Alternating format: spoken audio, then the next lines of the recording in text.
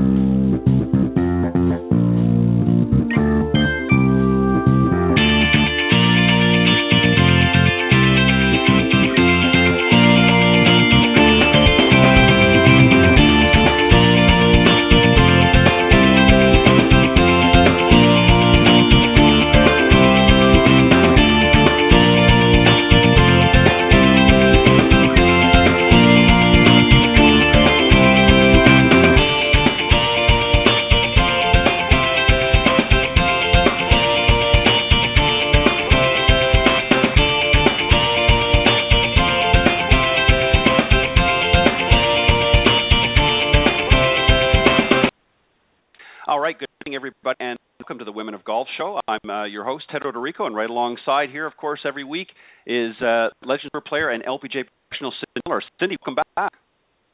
Well, thank you. Welcome to you. Yeah, I took a little break. I was in Las Vegas last week, trying to earn a living, if you will, so to speak. And, actually did very well, and we'll talk about that in a minute. But lots of things happening. Of course, just wrapped up the British Open. Very exciting. Got to stab at that a little bit, watching some of that here and there. And congratulations, of course, Zach Johnson for being the ultimate win. And as I was just starting to say, Cindy, before we came on live, I think that's his first major, is it not? He's won the Masters. I'm sorry. Yeah, I don't know what I'm thinking. I was thinking of somebody else. You're right. That's right. He did win the Masters. Well, I told you I'm just coming back, so a little foggy brain. Let me just remind everybody real quick here, Cindy, we'll get back to things here. Of course, we're live Tuesday mornings, unless otherwise stated, from 9 a.m. to 10 a.m. Eastern Standard Time. We're glad that you can join us. And if you want to find out how to not only listen in live every week, but also go through some of the archived shows that you may have missed, go to blogtalkradio.com and type up in the search key Women of Golf, and that will take you to the main page, which, of course, you can listen to us live as you are now. Or you can scroll down into the on-demand section, very much like your cable on-demand, and that you can see all of the previously recorded shows that you may have missed along the way. So make sure you go back and check those out. So you can go through iTunes.com, and under the podcast section, again, just type in Women of Golf, and you can catch us there as well through iTunes.com. To speak with either I or any of the guests during the live broadcast from 9 to 10 Eastern on Tuesday, you can call in at area code 347-945-5855, or you can email questions, comments to either one of us, womenofgolf@gmail.com. And, of course, if you want to come on the show, we'd be more than happy to make the arrangements, and you can reach out to Cindy at cindy@cindymillergolf.com, and also make sure you check out her website, cindymillergolf.com. Lots of great stuff there, and she'd be more than happy to work with you if you are in her area, or even if you're not. I'm sure she can accommodate you somehow, but make sure you check Cindy at cindymillergolf.com. Or you can also reach me personally at ted.golftalklive@gmail.com. Got a great show for everyone this morning. Coming up just a little bit is LPGA Professional and the 2014 Women's British Open champion, Omar. She's going to be joining us here shortly. And then a little bit later on in the broadcast, if everything goes well, Beth Allen, also another LPGA professional, and the winner of this year's European Ladies Masters over in Europe. And she's going to be joining us here from Scotland, I believe. Is that correct? I believe you are right. Yeah. So anyways, back to the British Open here real quick. Lots of chatter. I don't know if you picked up any of this, but lots of chatter. Of course, Jordan Spieth to make a run at the Masters, or at the British Open and unfortunately didn't close the deal. And Zach, of course, was the ultimate winner.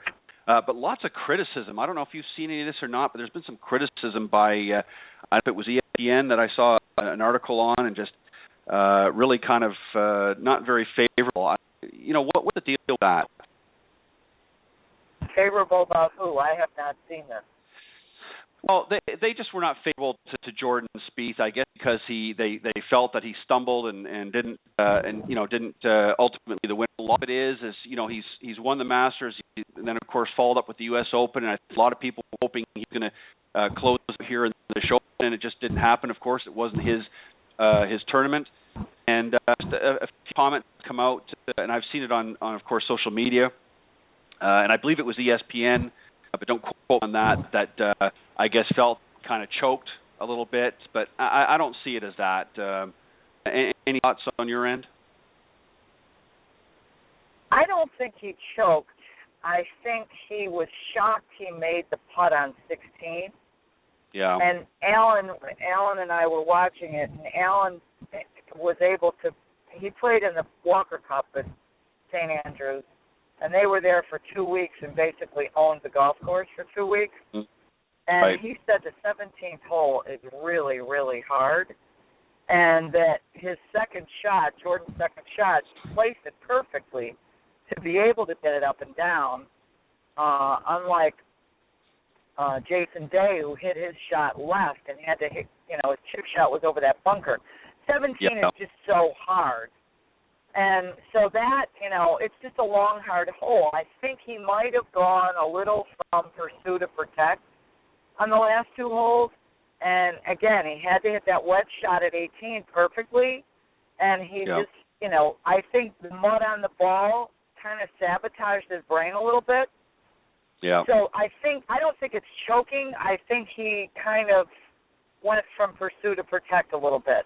On the other hand, I wasn't watching it that closely, but I believe he got a little bit of the raw end of the deal with the rain delay and the wind blowing. He had played a lot more holes. So could you find 1 or 2 shots? Easily. Everybody can. I mean, anybody that played this weekend can find 1 or 2 shots that they'd like to have over.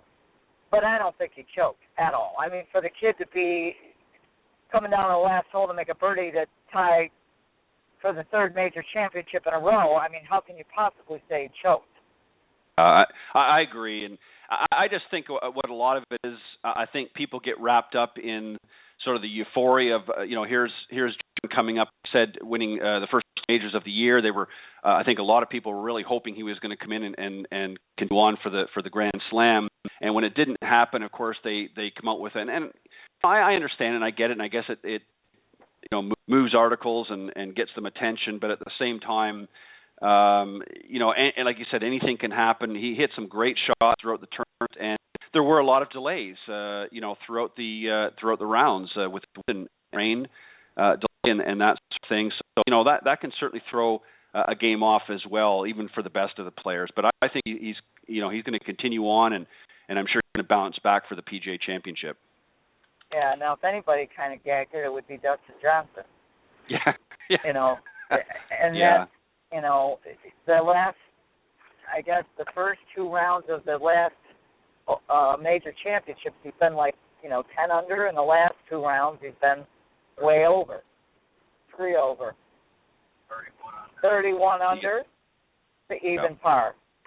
So, somebody's got to look in the mirror there and say, okay, what do I do that's different? And probably from pursue to protect. Play golf to try to be a technician, and you can't do that. That raises an interesting question, Cindy. When does a player move from, that standard, if you will, from pursue to protect? Is there a point in the tournament where you do sort of change gears, and conversely the opposite? If you're in a protective mode, is there a point in time when you need to ratchet up a gear or two and pursue? And use your own analogy, if you will, from when you play.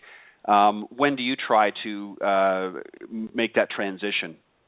Well, a definition for me of changing states, if you will, from pursue to protect, I have to play pursue golf all the time. Pursue, to me, would mean taking calculated risks, freely swinging, playing golf, and protect defined would be trying not to mess up. And that's all choking really is trying not to mess up. So you would go from right brain to left brain, and your left brain cannot play golf. So I don't mean, playing smart golf. That would also fall under pursue because you would be playing within your game plan. Protect means tightening your muscles, being cautious, analytical, thinking too much, and in my opinion, no golfer can play that way. So you have to be very aware of what's going on in your mind. And it's fun because we're going to have two LPGA or European Ladies Tour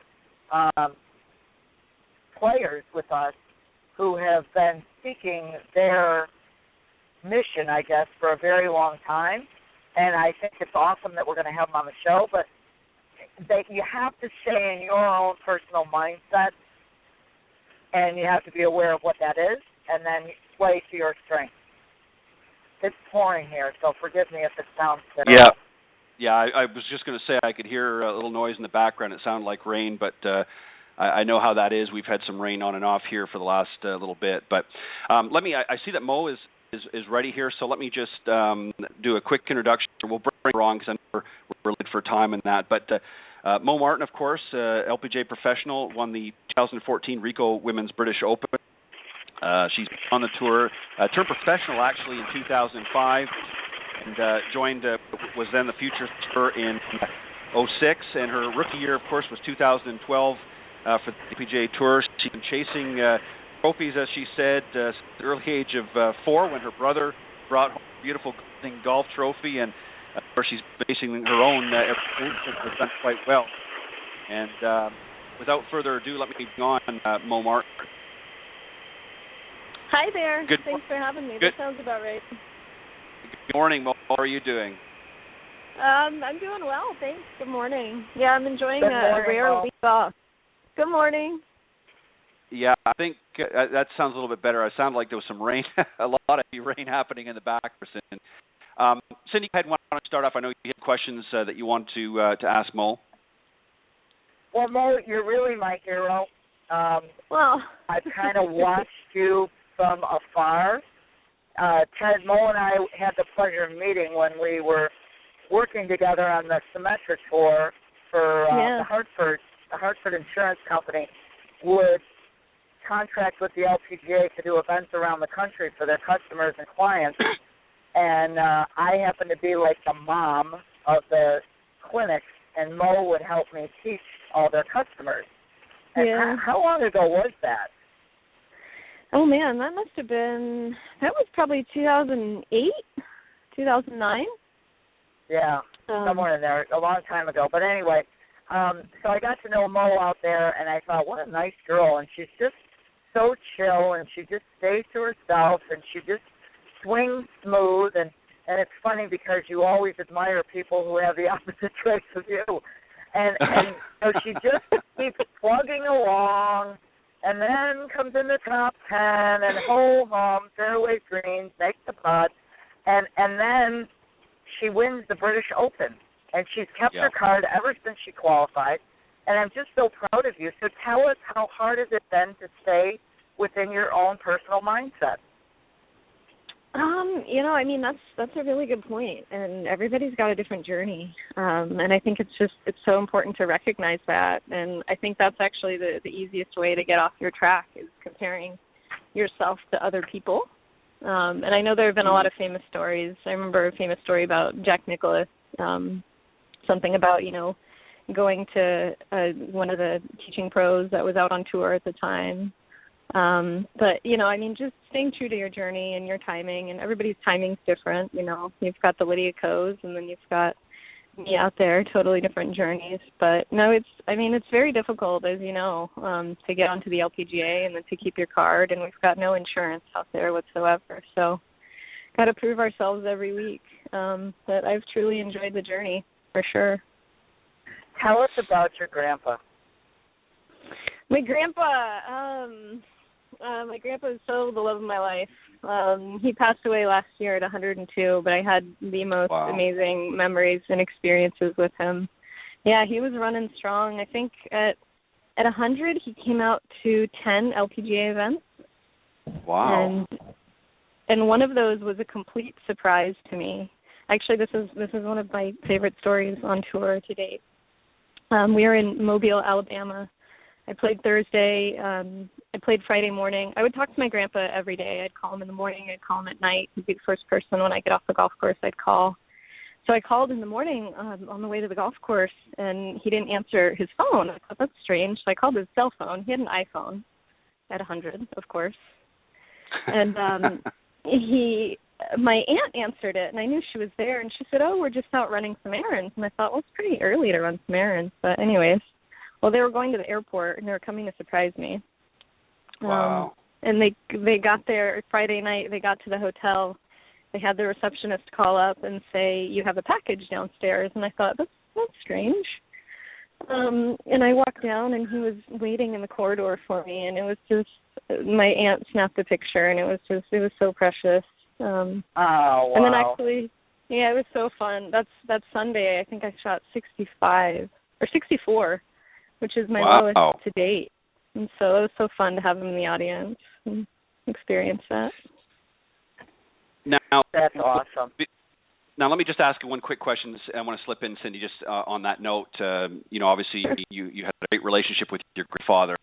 Was there anything specifically that he ever told you along the way really inspired you that just thought, I understand that, I get that, or just some sort of pearl of wisdom that he gave you that sort of kept through to this day? You know what? He wasn't a man of many words. I think his actions really spoke everything to me, and it was really his sense of peace.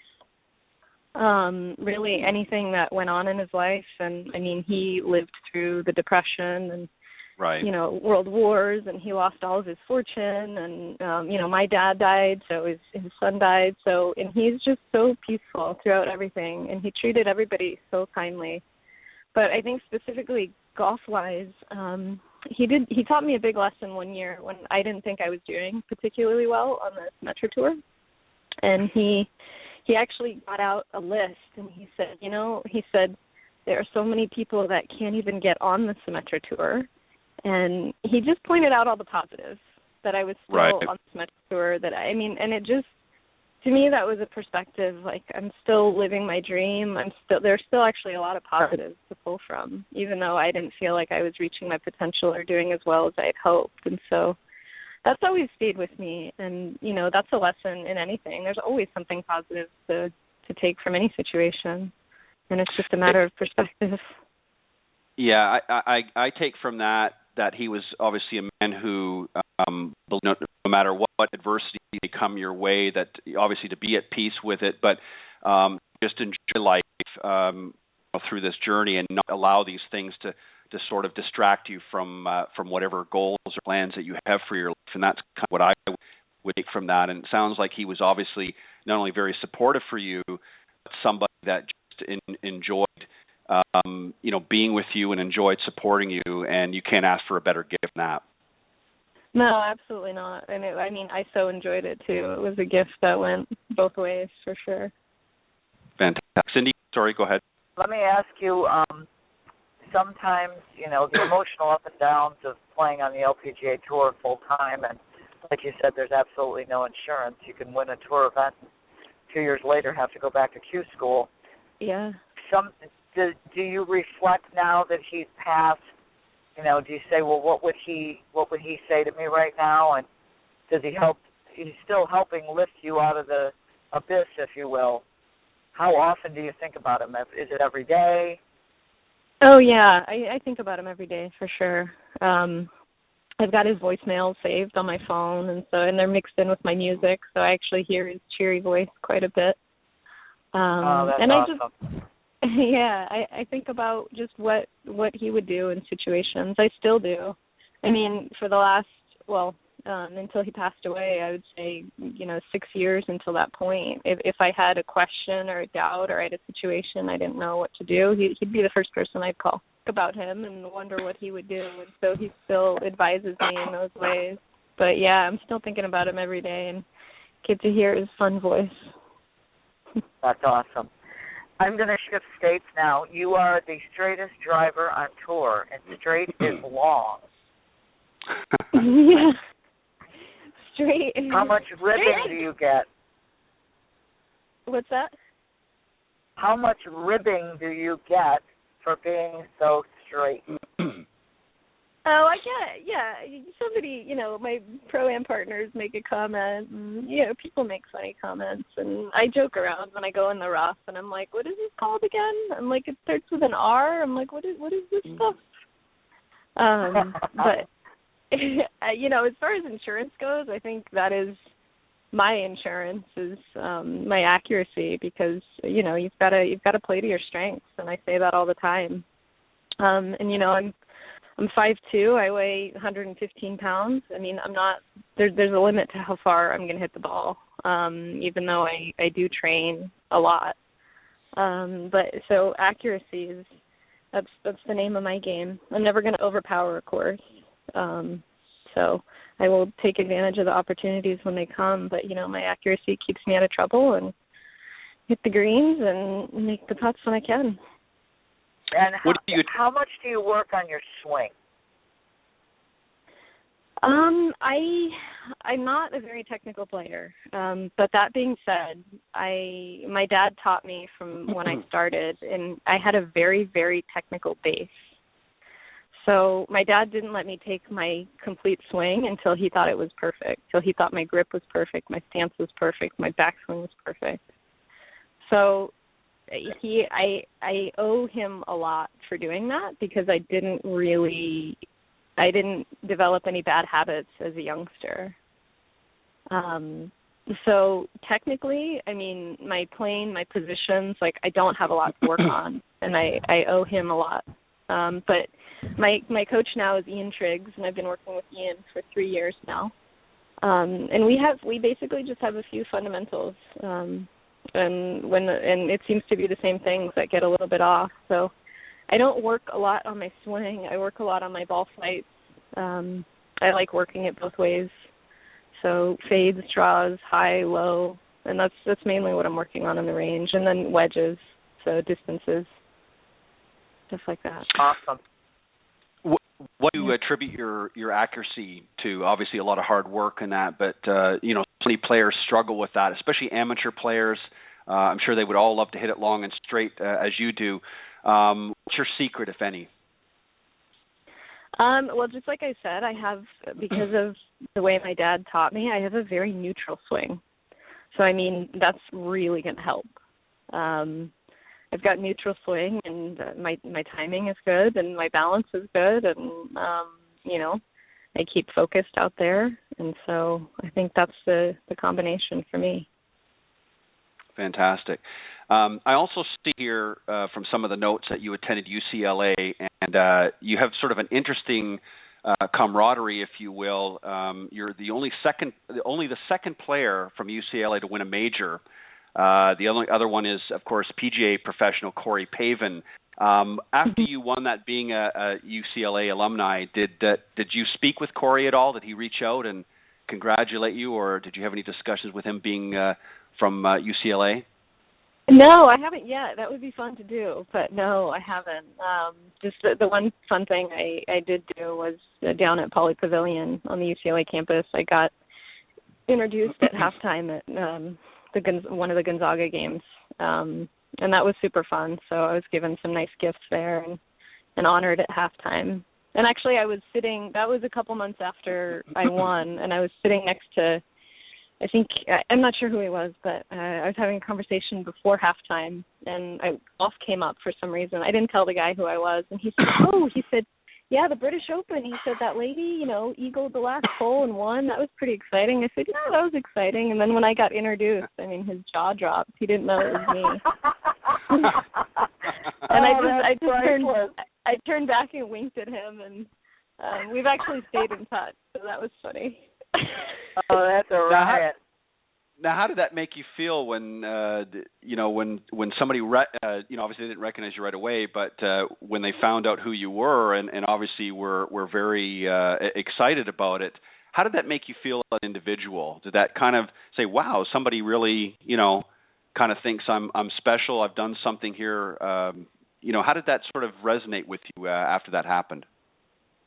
I love the fact that people know what's going on, that they're watching women's golf, that it's relevant. And I think it's a hoot because a lot of people don't recognize me without my cap on, without the CME group, without Trader Joe's on my shoulders. And, I have, when I wear my hair down, I mean, we look totally different. And, I fly in coach and there's nothing on me that says, 2014 British Open champ. And so Right. It's actually happened in a couple places where we've been talking about it and somebody's brought it up and had no idea who I am. And I just roll with it. I think it's hilarious. Now, you also so I just get a kick out of it.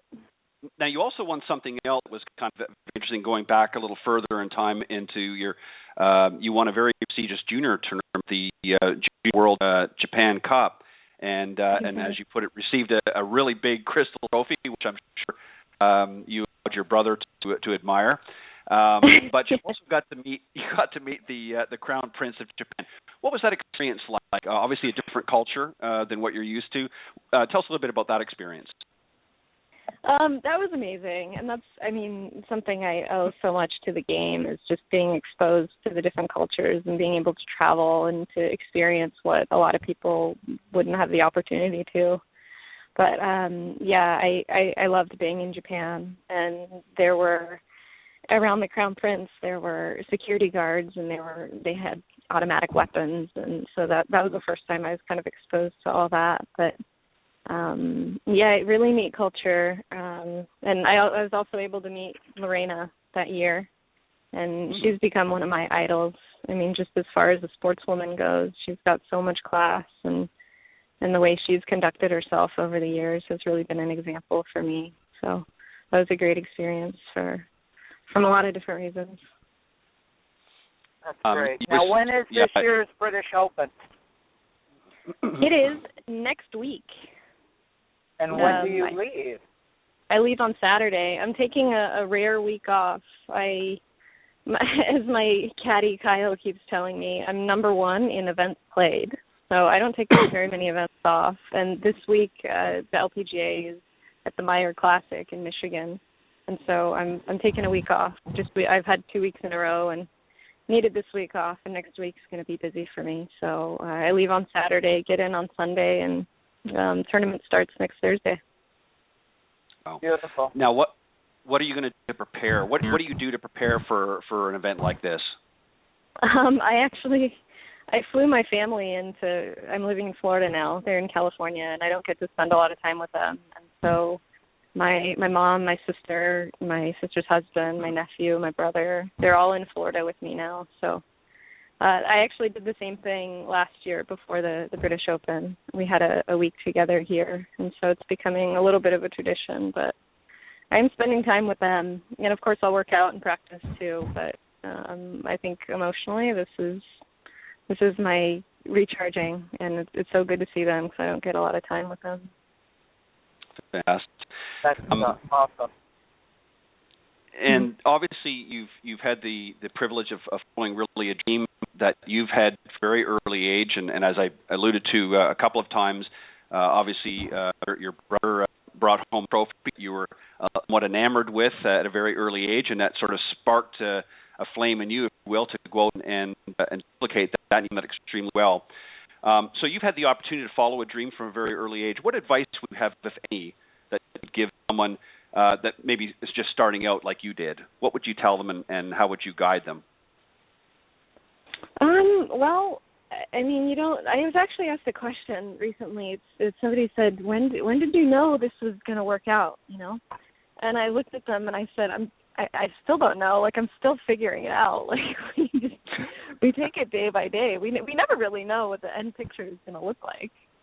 Right. But I had a passion. I loved the game. I loved practicing. I wanted trophies, and so I think you start with that passion and you follow it through. And we never know how far it's going to take us or what detour it's going to bring us to.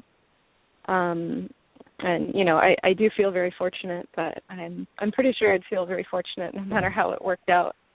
But yeah, I would just say you start with that passion. And I feel like in life, when you have a passion and you're willing to put the work in and follow it through, life kind of has a way of working out, and people help you and recognize that and appreciate it too. So, you know, I've had a lot of help from people I call angels in my life, and that's what I would say. So follow it through and know that there are people who are going to appreciate it and people you're going to meet, and everybody's got their angels. Let me ask you a question. I've been asked by Mulligan Magazine to write an article on teaching juniors, and I try to instill in all the kids that we teach, Alan and I, that you never really arrive, which you just alluded to. Right. That you're always working on something, and I keep telling even the adults that I teach, you know, if we were to go to any tour event and we had a mic in our hand and said, "Excuse me, I'm from the Golf Channel. Can you tell me what you're working on?" That we're always working on something. For sure. I believe that people, almost amateurs, some of them believe that you arrive and that you just get to have it all the time, and that's not the way it works. So no, I mean that's not the way it works in anything. No, it really isn't, and I'm trying to instill this in the kids that we teach. What would you say? Why? I guess is the question. Why did you not give up? I think for that reason alone. I mean, if we did arrive, I mean, what would be the point, really? I mean, there would be no challenge in staying relevant or getting better or, you know, getting through the downs and enjoying the ups. I mean, I think it's the constant challenge that everything is changing and your body's changing and you can make it change for the better. I mean, there are so many things you can do to positively affect your body and your mind. So I think it's because everything is constantly in flux. I mean, and like you said, I mean, or we said, like that applies to everything in life. And it's the challenge of staying relevant through the time. And whether that's when something is ending and something else is beginning, or, you know, whether you're just constantly getting better at a job or a sport. I think just finding a way to enjoy that challenge. And obviously, when you're not playing well, it's tough, but still finding some way to enjoy the changing everything in sports and life. And awesome. Obviously, as you just mentioned, Mo, that you're not going to necessarily be successful every time. But do you always try to take something away from every experience? You know, even the bad experiences when you don't close the deal, if you will. You try. Look at what's happened and say, okay, this is what I'm going to take away from this, and I'm going to use that information or that thought, if you will, to help make me better for the next time I'm faced with these challenges. Yeah, definitely. I remember Tiger saying when I was younger, he said, I learn a lot more when I play poorly. And I've definitely found that is so true, because when you're playing well, I mean, it's easy. Like, things are going your way, Sure. Like putts are going in, you're hitting it where you want to. Like, it's pretty easy. There's not a lot to learn. No. But when things are going bad, I mean, you learn why, you can analyze why. And I read on Twitter last night, I think it was Jason Day, he said losing is not a failure. And I thought that was another perfect way to put it. And it's just like losing is not a what? I didn't hear that. Failure. Losing is not a failure. Yeah.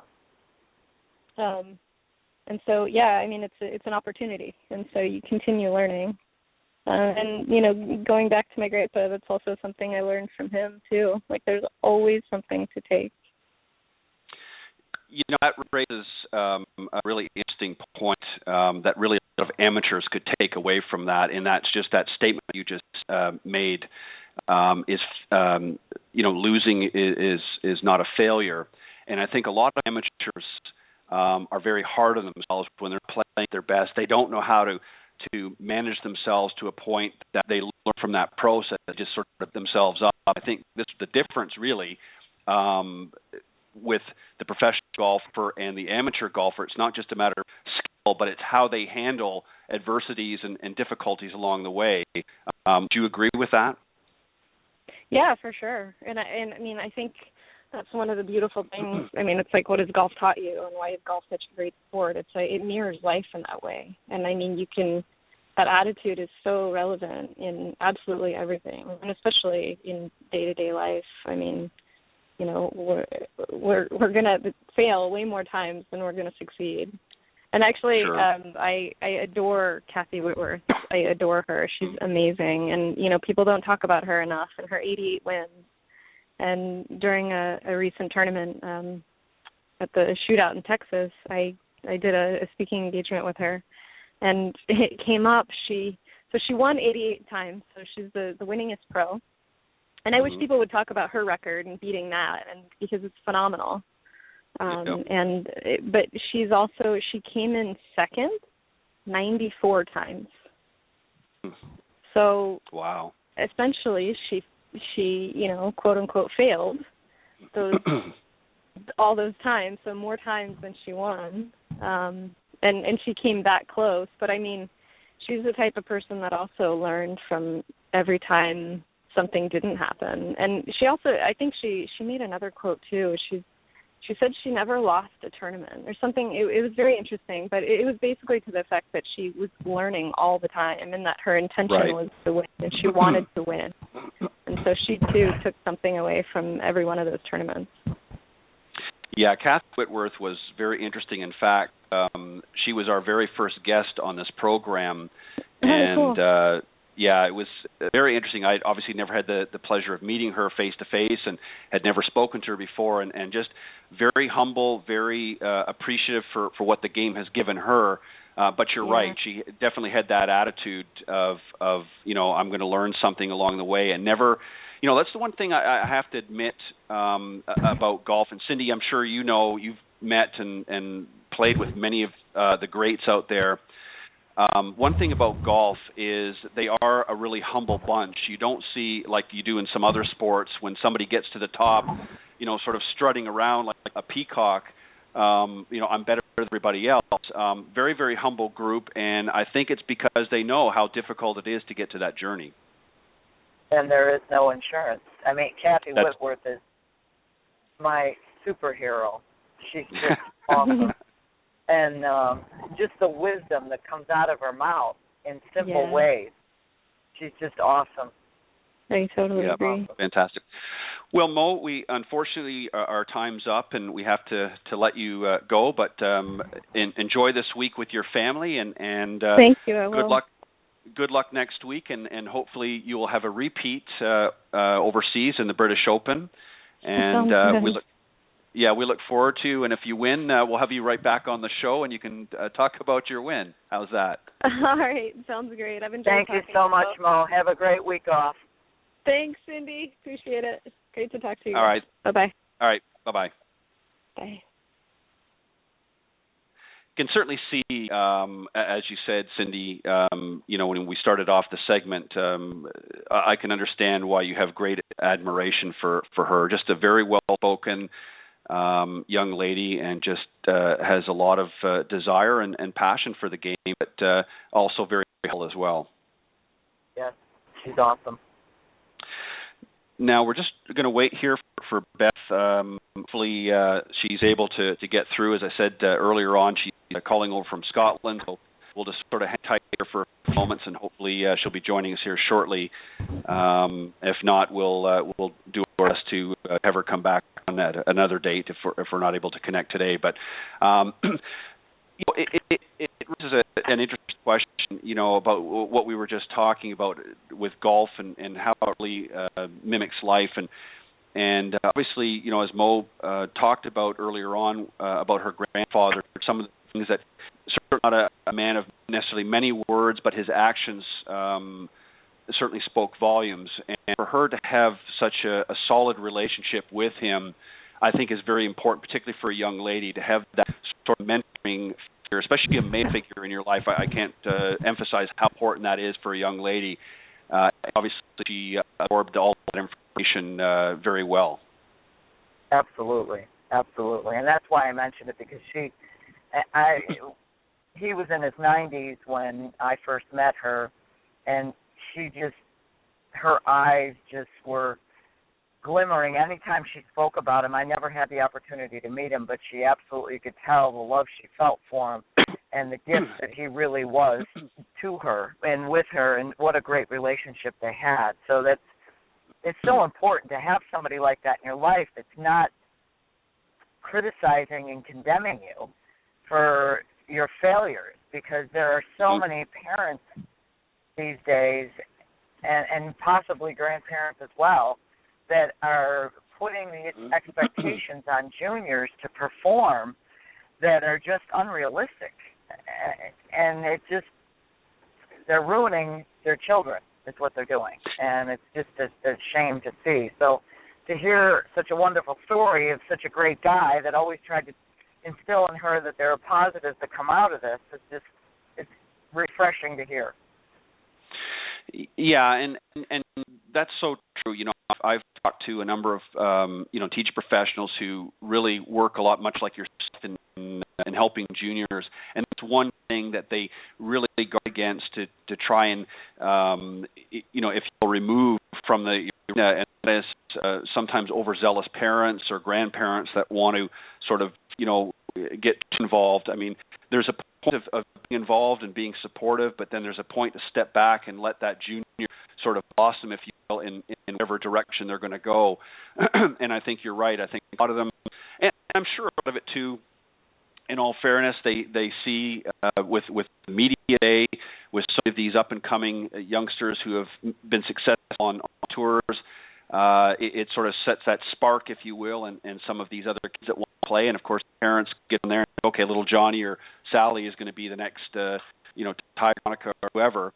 And a lot of times get caught up in the momentum of it. It's very, very difficult to help that junior along and let them flourish on their own if you're constantly, on top. And, something else, too, very quickly, that really sort of caught my ear that Mo had said, he made a list and everything on that list was positive.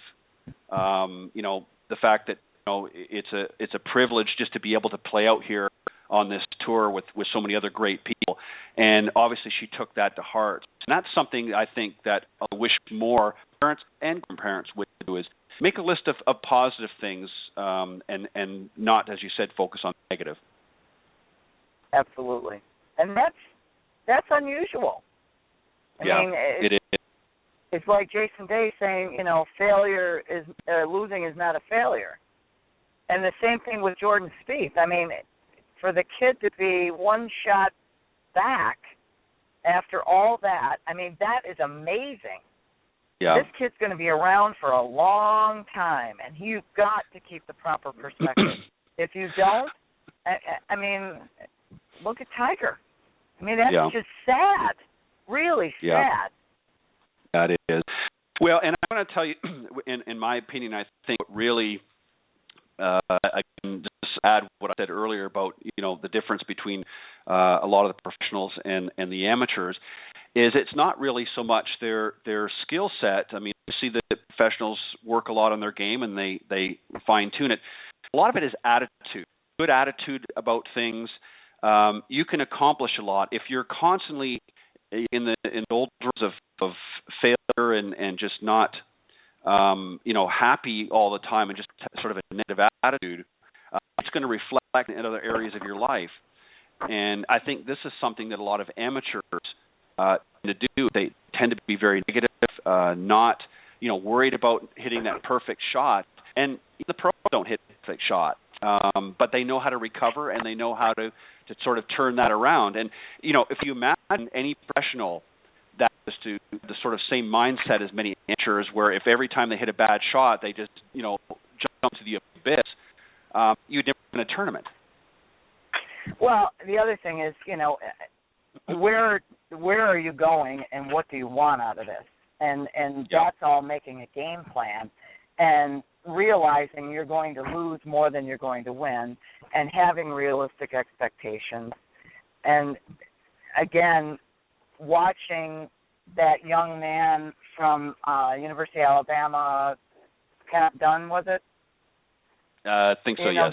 John Dunn, whatever his name was, his coach, Caddy, said, I've never seen anyone work so hard. You don't just show up and play well. No one sees the blood, sweat, and tears behind the scenes and how many years it's taken and how many balls they've hit and how many times they've choked. And you don't just arrive in golf. And I think that's why you said, nobody walks around like a peacock, because we all know there's consequences to our behavior. And that's what makes golf such a great game. Guess who's holding the club? And you have to be willing to look in the mirror. Yeah. And I think a lot of it, too, is that sort of self-assessment. I think you have to, and again, not to go back to that same line, but, losing is not a failure is a great line. And I think that's something that everybody should really sort of grab onto, because it's true. There's nothing wrong with failing. But the key is... Well, it's the only way you're going to learn. Right. The key is you have to learn from each of those failures. And I this is something really I think would be a great thing, and I don't want to get too far off topic of golf here, but this would be a great thing, I think, in part of the school curriculums, is to talk about failure and the importance and how you learn from it. That's something that's really not taught in school, and I think what happens is, especially in today's society, are told that everybody's going to win and everybody's going to do this, and then when they're faced with the adversities and these difficult challenges and they do fail, they don't know how to handle it. And I'm sure you see it even sometimes with some of the juniors you work to that may have had a little bit too much propping up from mom and dad, and they're just not prepared when they're not able to handle certain situations. And I think this is something that we've had the pleasure, Cindy, of having great young ladies on here from the Center Tour and LPGA, and I can't emphasize this enough. I mean, the ladies have really, really here in the last decade, particularly, really stepped up and come, in my opinion, the front of golf. If you want a great example, and that's not to knock the men, but if you want a great example of some top-notch professionals, not just golf, but just professionals in life, watch the LPGA Tour. Absolutely. Phenomenal. Well, Cindy, I'm not sure what's happened with Beth. Something must have happened with Skype. She's at the Scottish Open. Yeah, and we'll try and reschedule and have her back on, but I want to certainly, again, on behalf of Steve Miller and myself, we want to thank Mo Martin for joining us this morning. What a great young lady, and hopefully we can get her back again. Maybe as a second-time British Open winner, who knows? But we want to wish her luck. But lots of great golf out there. We're going to do our best to bring some professionals here and have some great discussion with them and learn a little bit about what goes on behind the scenes as we progress through. But on behalf of Cindy Miller and I, we want to take this opportunity to thank once again our guest today, Mo Martin, and of course all the listeners from around the world for tuning into the broadcast. We thank you very much for your support. And don't forget, every Tuesday morning at 9 a.m. Eastern Time, you can get us at blogtalkradio.com/winofgolf. Again, on behalf of Cindy Miller and I, thank you very much for joining us this morning. We will see you next week right here on the Women of Golf. God bless everybody and have a great week. Thank you, Cindy. Thanks, Ted. Have a great week. Yeah, you too. Bye-bye. Bye.